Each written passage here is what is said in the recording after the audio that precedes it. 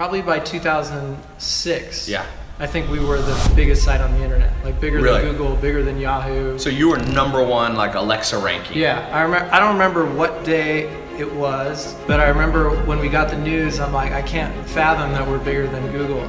Before seeing how many followers someone had on Twitter, before worrying how many people liked your most recent Instagram photo, before seeing how many people saw your latest snap, before Facebook was even a thing, there was Myspace.com. How many per day? How many people per day come on this social networking portal? It's really become the first worldwide community that's out there, but we're adding about 300,000 new people a day. How many friends do you officially have now? I think we're up to 175 million. For your official friends? Yeah. Myspace was more than just a social networking website. It was the social networking website that kickstarted the Web 2.0 experience we know of nowadays and paved the way to the popularity of online celebrities, garnering well over 100 million active users and was eventually valued at $12 billion. This wasn't just a fad, this was the start of the internet as we know it. This was the pioneer to social media. This was the start of a new internet sensation. This was Myspace. When it began, I didn't have these super high aspirations for it. I'm like, well, it's kind of just throwing junk at the wall. Like it was just another thing I was trying. But literally within a month, maybe shorter, I'm like, wait a second, this will change the world. Like this is a major thing.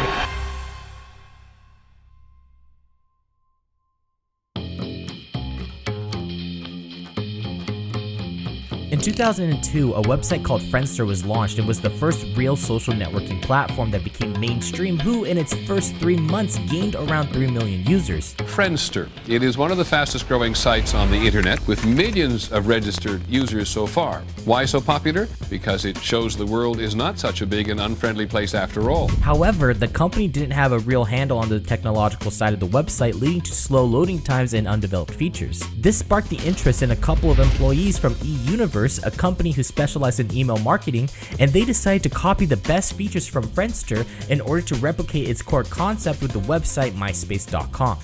Yeah, they pretty much just ripped off the website. It was a simple idea where you could create a profile, add your friends, and set your status to whatever it was you were doing. You could post some bulletins for people to see, look through other people's photos and friends, and most importantly, tweak your top 8. The top 8 was brutal. It forced people to rank their friends and family in a public medium to show where they stand on your social ladder. Were you in someone's top 8? What rank were you? Should you put them at the same rank? What if out of your friends you weren't even in the top 4? What if you weren't even in their top 8? Just imagine the implications this would have nowadays if the top 8 was still a thing. If Jake Paul were to take someone off of his top 8 and put a new person on there, people would flip their fucking shit. Regardless, the website was a huge success, boasting 75 million unique visitors a month, with its peak reaching over 100 million accounts, and at a point had over 1 billion registered users. Like the Tom account, the famous Tom account was not 17. That one was something like 7,000. So it took us, 7,000 signups for me to realize, hey, I gotta be in there, and I gotta be the person that connects everybody. Do you know who that is? Not this guy, that's Ty Lopez, but this guy right here, that's Tom Anderson, one of the founders of MySpace. You see, the entire project for the website was headed by Brad Greenspan, Chris DeWolf, Josh Berman, and everyone's best friend, Tom Anderson. But you probably know him better as MySpace Tom. If you ever owned a MySpace page, you knew who Tom was. He was the default friend everyone started out with on the website, and people drooled over how many friends the guy had on his profile. On Friendster, you had to know somebody that knew somebody else in order to even see their profile. On MySpace though, everyone was connected to one person, Tom. He was the catalyst that let you see who else was on the website so you could start building a connection with them, and every single one of those people could easily tell you who this person was. This single photo is hands down the most recognizable profile picture on the internet. There was even a time that Urban Outfitters sold a t-shirt with the picture on it. Now that might not be a form of validation, so I sent out a simple survey online, and out of over 2,000 entries, 58% of the respondents said that they had seen the image before, 60% could recognize who he was, and 75% of them never even owned a MySpace account. Now you could say that Tom was the first online celebrity, but if we're being honest, he was more of just the face of the company. The real title for the first online celebrity goes to the infamous Tila Tequila. I think I love you. So Don't think I'm crazy when I tell you this, but if you ever hurt me, I'll fucking kill you. Yeah, well, that's about how much I can take. Before MySpace, online celebrities weren't really a thing. YouTube didn't exist until 2005, Twitter wasn't until 2006, and Instagram launched in 2010. So really, MySpace was the only big website that tracked just how popular you were. And the person at the head of that ship was Tila Tequila. You were basically one of the kind of original social media celebrities. Yeah, I was literally the first person to kind of catapult social media into what it is today. Her career first took off when she started modeling for companies like Playboy and multiple import racing magazines. If you walked by a magazine stand in the 2000s at your local AM/PM, chances are you've probably seen Tila Tequila on the front cover of some kind of magazine. As she started to gain popularity, Tila decided to start a Friendster account in order to connect with her fans. Unfortunately, the website didn't really enjoy the risque photos she was posting and would constantly ban her from the website. People know Tila Tequila, like she was one of the first like internet models. And on Friendster, they kept deleting her. I went to those accounts, Tila, and I'm writing them and saying, hey, come on over to MySpace. We won't delete you. You can have as many friends as you want. This was the biggest push that MySpace had when it was first starting, because at the time they were just sending out mass chains of emails to their mailing list that contained around 20 million addresses and poaching users from Friendster message boards in order to gain traction. So when they were able to snag Tila into their social network, the company started to snowball out of control. Before Tila Tequila joined the website, the platform was mostly used as a way to connect with your friends, but after Tila's growing success on MySpace, it quickly became the birth of Web 2.0. I said there's something here in this web thing where it's going to become much more than it is. It's not just going to be this publishing kind of phenomenon. And that in particular, it was about databases that get better the more people use them. Before MySpace, this is what the internet looked like. Mostly just static websites and maybe a handful of forums. But then came the wave of Web 2.0 and it became a culture of you. I really like a lot of you guys on here. You were important and everything you said needed to be heard. It became the norm to capitalize off your popularity and create a business off your personality, and MySpace helped catapult people into superstardom. Tila Tequila started branching herself as the queen of MySpace, landing her own show on MTV called A Shot at Love with Tila Tequila. Jenna Jameson started to break out of the adult industry and used MySpace as a way to grow her brand. Jesus, Dane Cook wouldn't be half as popular as he was if it wasn't for the website. He was the first comedian to use social media as a way to promote himself and used his MySpace page as a marketing campaign to reach a larger audience. I mean, the OG gangster of it was Dane Cook. If you think back to, was it even like Friendster or MySpace? Yeah. He was the first dude. He became famous through social media. And then everyone else around 2003 or 4, that's when we all started to jump in. Comics had MySpace accounts and comics had Facebook pages. Now people wanted to be the most popular person on MySpace. Your number of friends became your number of followers. People were adding strangers online to their friends list for the sake of bumping up their numbers, and what better way to get people interested in becoming your friend than by making your profile the coolest profile on the internet.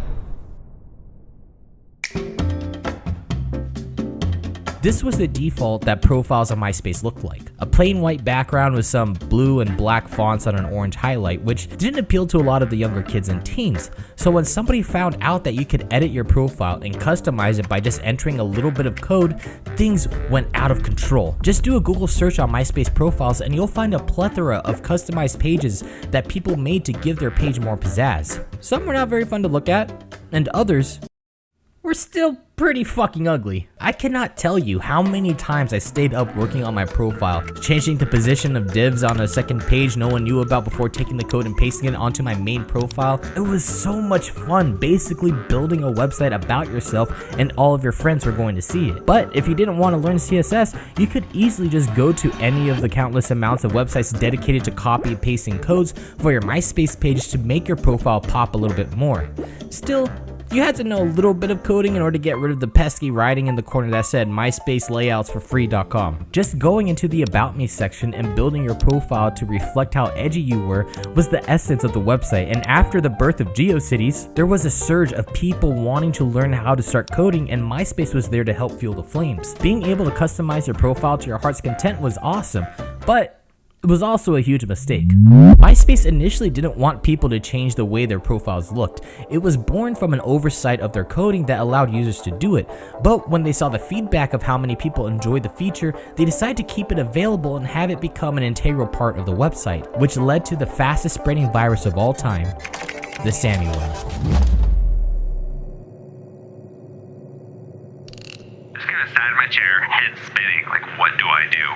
The biggest website on the internet right now is down, and it's because of me. In October 2005, a 19-year-old named Sammy Kamkar was poking around his MySpace profile trying to find various aspects of the site that he could exploit. Small things like letting him surpass a 12-photo upload limit or customizing his relationship status to whatever he wanted. Eventually, he discovered a vital security problem on the website and on web browsers pertaining to running JavaScript in their CSS to launch a cross-site scripting attack, or XSS for short. After finding out about it, he created a worm that he placed onto his profile. But it wasn't harmful. In fact, all it did was just add the person that visited your page as your friend and add a tag on their profile that said, "But most of all, Sammy is my hero." Initially, Kamkar thought that would be a fun joke between him and his friends, and by the end of the year, garner him around maybe 200 friends on his profile, leading him to delete the worm when people started to complain about it. So he posted the worm on his page and went to sleep. But when he woke up, Kamkar found out that the worm had already gained him 200 friends overnight. A couple hours later, it became 2,000, and then 200,000. And by the end of the day, in less than 24 hours, Kamkar had infected his worm onto over 1 million accounts on MySpace, completely shutting down the website. If Sammy Kamkar plays his cards right, he may be allowed to visit MySpace again in just a few months. For the time being, however, he's not even allowed to touch a computer, following a 2007 guilty plea for creating what many considered to be the first Web 2.0 worm, the Sammy worm. This was especially harmful because at the time, according to Kunal Anand, I'm sorry if I butchered the name, they had no idea what to do and had almost no security team at the time. In fact, most websites didn't even count a cross-site scripting attack to even be something worth investigating until the incident. Sammy demonstrated what we knew, what was possible for a long time, but what the experts could never really convey on their own because frankly it was illegal. In 2007, according to the Semantic Corporation, cross-site scripted attacks made up around 84% of all security vulnerabilities on the internet. Thankfully, the worm wasn't malicious, but it got people talking about XSS, and the Open Web Application Security Project, or OWASP, even created an API to help stop it called the Anti-Sammy Project, and since then, cross-site attacks have decreased to around 40%. It's still a pretty big number, but if it wasn't for Sammy, it could have been a lot more. This was before people were using different web browsers like Firefox and Google Chrome, and a majority of users were still using Internet Explorer at the time, leading to people exploiting the code available on the website in order to spread Trojans, malware, viruses, and spyware to visitors.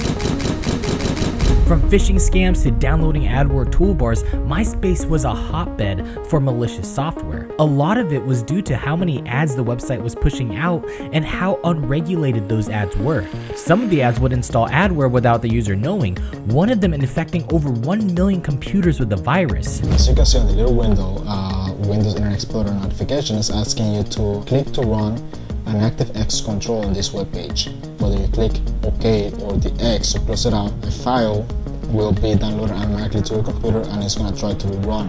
Right? Once I press on the X, check the task manager and there's a new file, info.exe. And a lot of these ads came from a company called Zango, who settled with the US Federal Trade Commission for $3 million because of a lawsuit from users being tricked into downloading their copious amount of viruses being delivered through ads.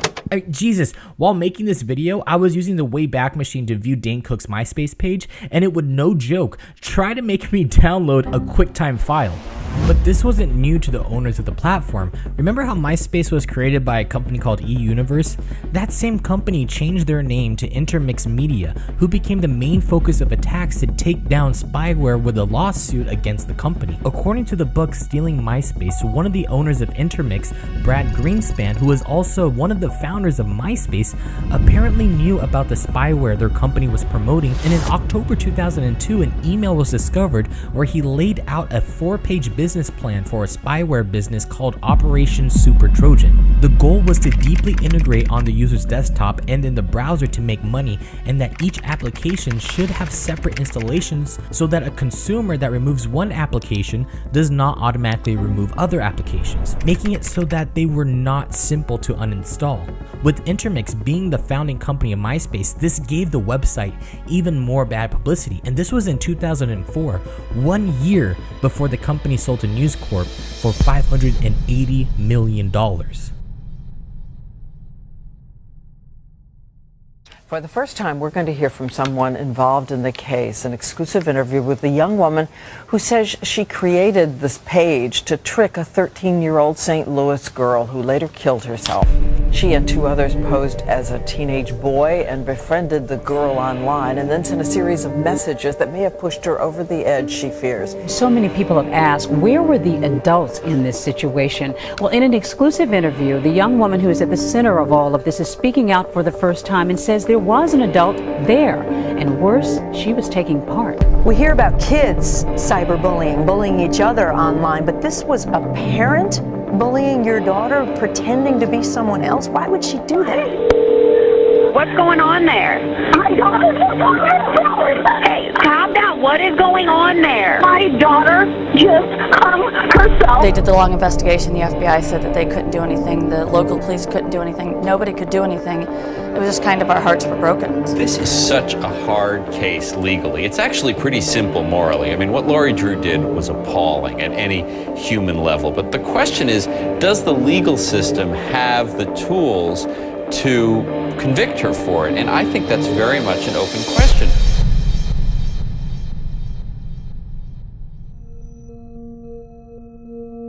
With the creation of Web 2.0, where people can put themselves out for the world to see, it's not uncommon to reach a new breed of harassment, except now it can be sent from a drove of people at an instant, and MySpace made it easier than ever. Before, if you wanted to harass someone online, you had to find personal information about them, their AIM username, their email address, their phone number, but with MySpace, you just needed to find their profile, and it was extremely easy to find. You knew their interests, who they talked to, what they looked like, how they felt about themselves. Almost everything you needed to harass someone was right at your fingertips at the click of a button. And in 2006, it pushed a girl by the name of Megan Meyer to commit suicide 3 weeks before her 14th birthday. I just got an absolute horrible feeling. I don't know how else to describe it throughout my whole body.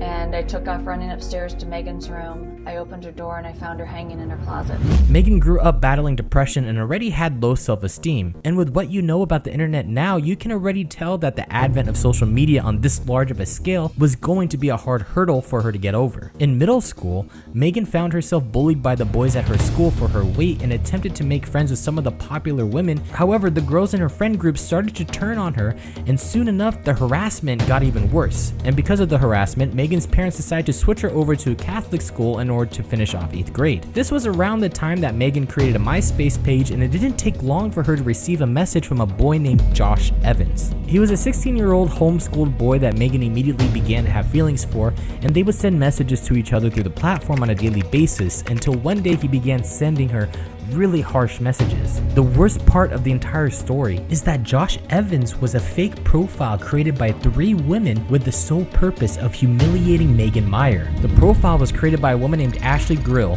one of Megan's old friends Sarah Drew, and her own mother, Lori Drew. The mother, Lori, initially made the account in order to see if Megan had been saying things about her daughter Sarah, and the 3 of them would admittingly share the account in order to gather information about Megan and eventually push her to the point of suicide when they began sharing their messages with other people and posting the conversation on bulletin boards. To understand why Josh Evans no longer wanted to be her friend had devolved into a barrage of insults with other kids joining in. All of Josh's friends, all of Megan's friends, calling Megan a whore, a fat ass, calling her all kinds of god-awful names. The last message sent from Josh Evans' account to Megan was, "Everybody in O'Fallon knows who you are. You are a bad person, and everybody hates you. Have a shitty rest of your life. The world will be a better place without you." Leading to Meyer eventually hanging herself in her bedroom closet on October 17th, 2006.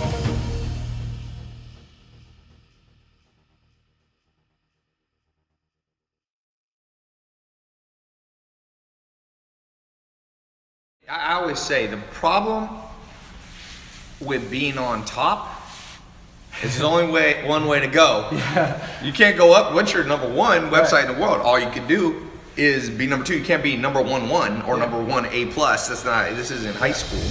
In 2006, MySpace was the #1 visited website in the United States. Today, it sits below 2,000. Now it's more of a ghost town and has passed hands multiple times. From the $580 million purchase from News Corp in 2005, it then sold the company off in 2011 to Specific Media Group and Justin Timberlake for only $35 million. In 2016, it was then bought out by Time Inc., who was then bought out by Meredith Corporation, who's now trying to sell it off again. It's crazy to think that at a point, Facebook was looking to sell itself to MySpace for $75 million, but was turned down, and now Facebook has consistently been the 3rd ranked website in the world for the past couple of years. The entire story of the creation of MySpace can be almost narrowed down to a mistake and was handled the best that a company could, not knowing how much lightning they had captured in this glass bottle. Although being at the forefront of pioneering the way we use the internet nowadays, MySpace has gone into obscurity. A fad that happened in the 2000s that we loved and cherished, but was gone in the blink of an eye.